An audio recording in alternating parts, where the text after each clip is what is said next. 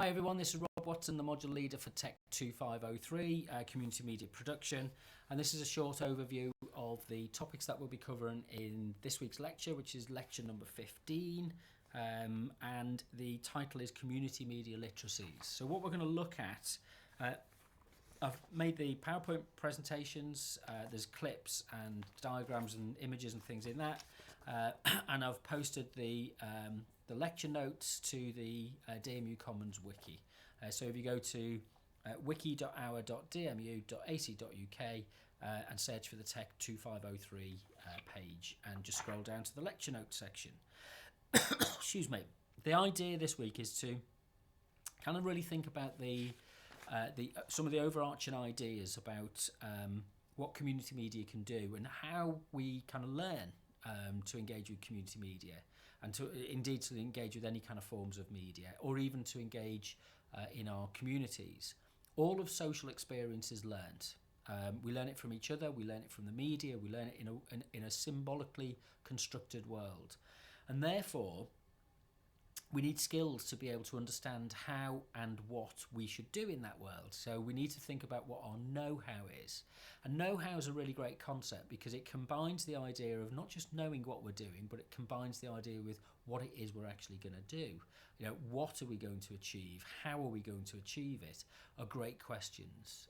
So the whole kind of encompassing set of ideas about literacies are based on this idea that to be capable, and that might be a better word, or capabilities, we have to understand the context within which we are going to operate, but we also have to understand the kind of texts and things that we'll encounter and what they enable us to do and enable us to think through. So our starting point is to think about, community media tends to be dominated by a sense of empowerment, or a need, or people advocating for empowerment. So that users are required to be literate and have a sense of know-how on the basis that without that they will be disempowered. So it's kind of seen as a kind of an enabling process that changes people from being, if you like, passive consumers of media to being active consumers of media. And community media is thoroughly founded within the kind of mindset that says it's better to make something yourself than to have it always made for you. There are occasions when, kind of big blockbuster movies and so on are great to go and sit through and watch and just be a consumer, and that's fantastic, but it's also great to do things as well. So we're going to look at the idea about what drives kind of sense of literacy in our communities. And this is founded in the main issue to do with participation, and the idea that if you're not able to participate, then again you're excluded and you're marginalised from the process. Now, the vast majority of our commercial and public sector media is based around the idea of passive consumption, and active participation is an anathema. So one of the things that proponents and advocates of community media are doing is they're challenging the status quo by saying that no, community media is an active, engaged, participative process which empowers people to play a role mindfully and reflectively in their community life. So it's quite an important set of issues that we need to think through and we need to engage with.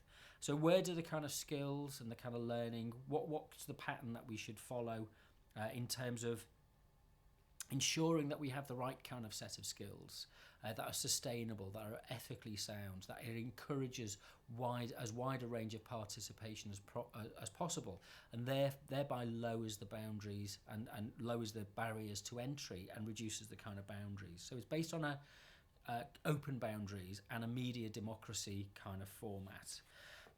One of the challenges with community media is that it's based around, there's a lot of frustration, certainly in the UK community media isn't well funded at all, and other countries do fund their community media organisations much better. But and again, that's maybe something that we can do in the future, is to kind of challenge that notion of the legitimacy of just giving money to corporate media organisations who see things a very kind of top-down kind of way, whereas we should be arguing and we should be campaigning for a sense of community media which is about local empowerment and belonging through and with media. So I'll look at some of the issues to do with literacies and how they're thought about and the kind of different models.